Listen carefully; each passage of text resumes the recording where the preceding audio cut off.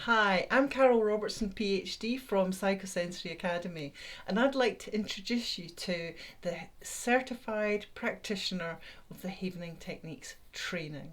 So, this is a training that has been created by Dr. Ronald Rudin, who created the Havening Techniques.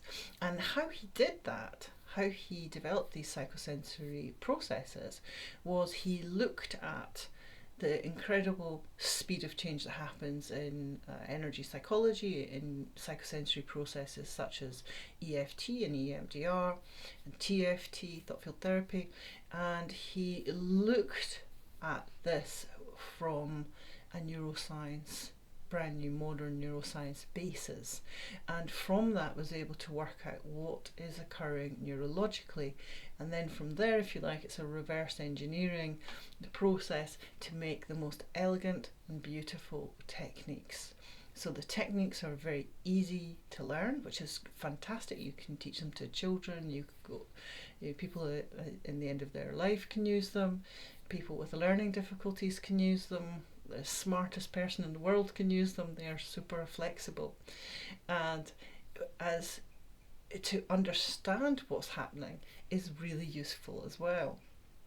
So one of the things that I'm very keen on is that in Havening we have very strong principles. So we understand, for instance, that as we do the Havening touch, simple and pleasant although it may seem, what is happening is that the speed at which we do the havening touch, arm havening, and the contact activates the C tactile fibres, and it sends a signal electrically to our brain, and it's a signal safe. It's like safety is coming. That's how our brain interprets it.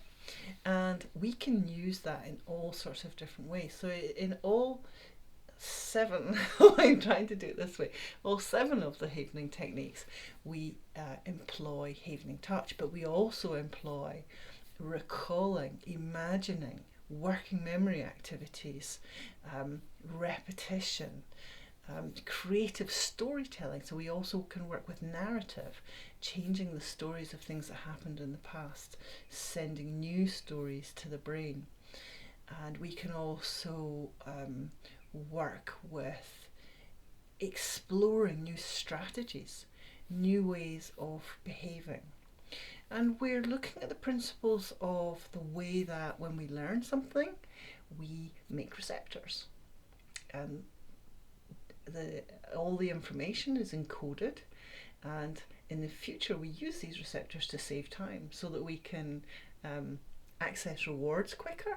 So we can access that cool drink of water, or that really attractive person, or take care of our child.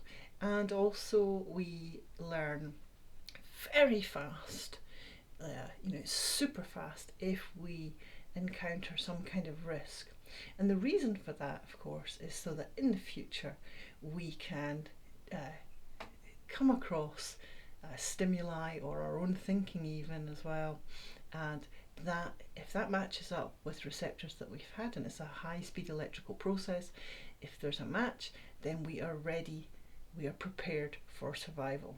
We're so prepared we might actually decide not even to go that way, or not to go out that day, or so forth. And that's that's the amazing system that we have in our brain.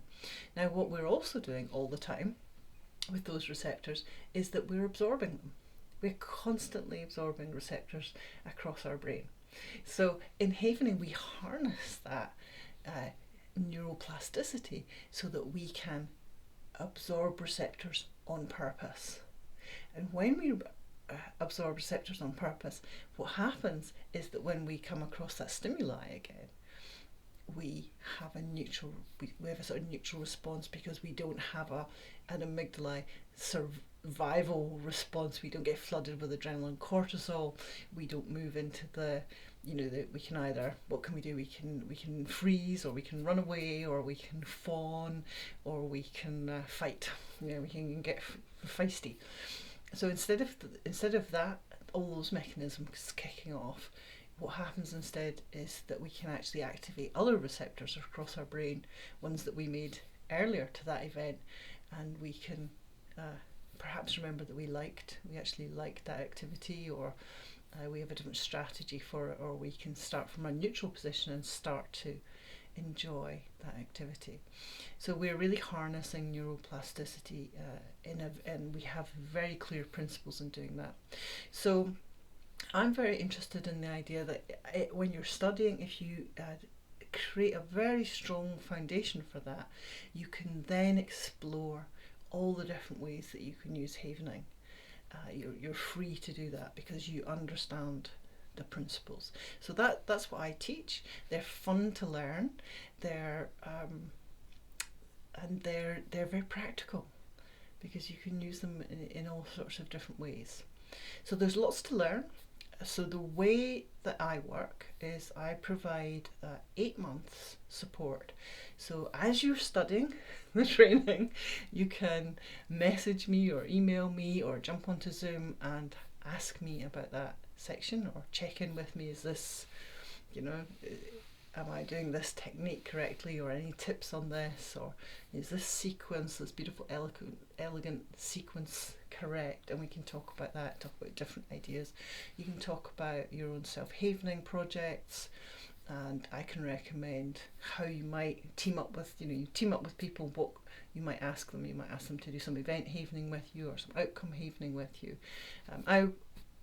I very much take the trainer role, so it won't be that we'll be working together in that way, but there's lots of people to work with, and I think it's good to work with a lot of people with a lot of different foundations that they come from, so you see different styles.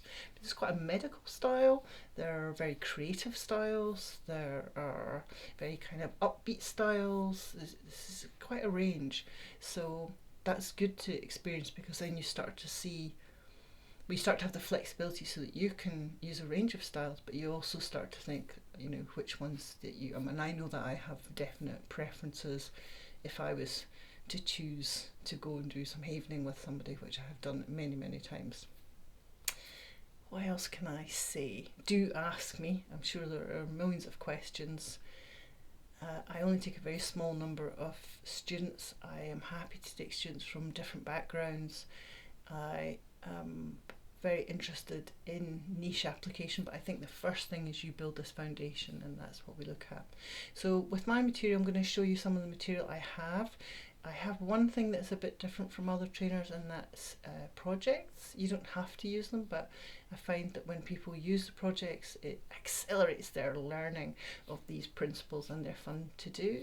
Most of them only take 5 to 10 minutes, and you can upload your results as case studies.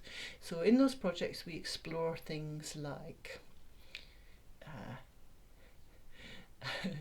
context, content, complex content, which is like a golden thread throughout every havening session, and we explore things like our responses and cues, which really gets us thinking about how we cue and how people cue themselves, and about their responses and about how responses change, and all sorts of other things.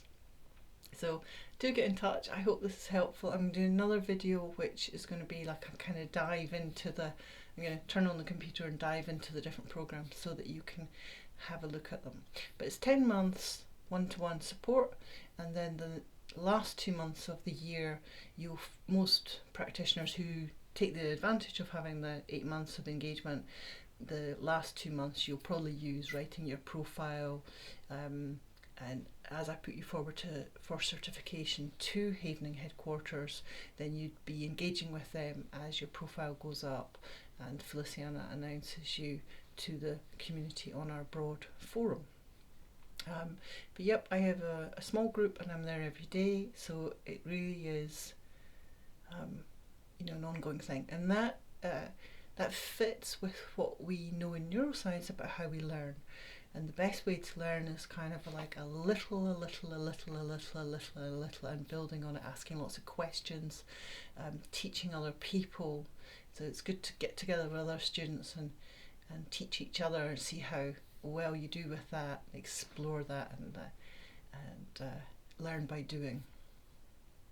Okay, bye just now.